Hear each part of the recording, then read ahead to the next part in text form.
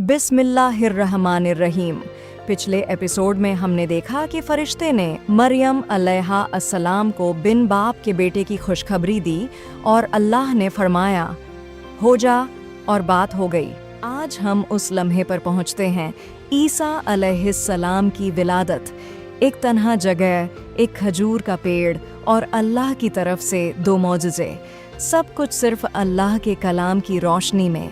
दास्तान यूं आगे बढ़ती है, इरशाद होता है, फिर वो उसे अपने पेट में लिए हुए एक दूर की तन्हा जगह चली गई। गौर कीजिए, अपनी कौम से दूर, बिल्कुल अकेली, एक तरफ अल्लाह का दिया हुआ मौजिज़ा और दूसरी तरफ लोगों के तानों का डर। ये एक बहुत बड़ी आजमाइश थी। फिर वो लम्हा आया, इरशाद होता है, फिर जन्ने की तकलीफ उसे एक खजूर के पेड़ के तने के पास ले आई।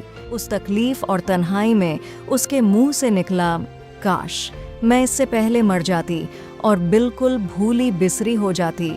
गौर कीजिए, अल्लाह की चुनी हुई पाकीज़ा हस्ती भी एक इंसान के तौर पर दर्द और डर महसूस कर रही थी। आजमाइश ईमान की कमी की नहीं, बल्कि अल्लाह की क़ुर्बत की निशानी होती है। और उसी वक़्त अल्लाह की मदद आ गई। नीचे से एक आवाज़ ने उसे पुकारा, गम मत कर। उस आवाज़ ने कहा, तेरे रब ने तेरे नीचे एक चश्मा जारी कर दिया है। ज़रा सोचिए, एक सूखी वीरान जगह पर अचानक साफ पानी का एक चश्मा। ये था पहला मौजिज़ा, प्यास और तकलीफ़ के बीच अल्लाह की तरफ से पहली राहत। और फिर दूसरा मौजिज़ा, उस आवाज़ ने कहा, और खजूर के तने को अपनी तरफ हिला, तुझ पर ताज़ा पके हुए खजूर गिरेंगे। एक सूखे तने से ताज़ा और पके हुए खजूर, ठीक उसी वक़्त जब उसे ताकत की सबसे ज़्यादा ज़रूरत थी। खाना और पानी दोनों का इंतज़ाम अल्लाह ने खुद कर दिया। और यहाँ एक बहुत बड़ा सबक छुपा है। अल्लाह ने चश्मा तो खुद जारी किया, मगर खजूर के लिए कहा, पेड़ को तू खुद हिला। यानी भरोसे के साथ साथ कोशिश भी ज़रूरी है। फिर उस आवाज़ ने उसे तसल्ली दी। इरशाद होता है, तो खा और पी और अपनी आँखें ठंडी रख।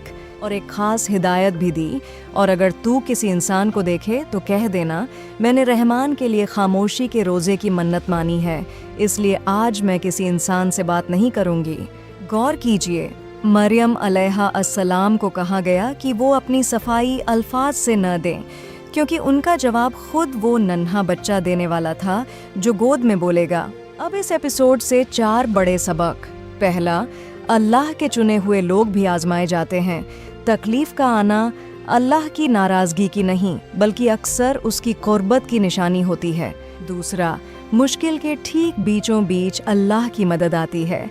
जब मरियम अलैहा अस्सलाम सबसे कमज़ोर थीं, तभी चश्मा और खजूर दोनों हाजिर हो गए। तीसरा, रिज़्क़ भरोसे और कोशिश दोनों से आता है। अल्लाह चाहता तो खजूर खुद गिरा देता, मगर उसने पेड़ हिलाने का हुक्म दिया।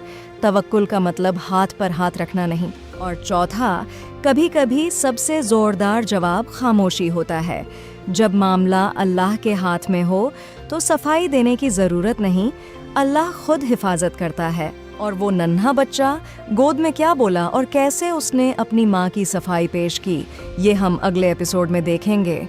ये एपिसोड कल शाम ठीक 6 बजे आएगा, तो अभी सब्सक्राइब कर लीजिए। अल्लाह हमें मरियम अलैहा अस्सलाम जैसा सब्र और भरोसा अता करे, और अपने कलाम को समझने और उस पर अमल करने की तौफीक दे।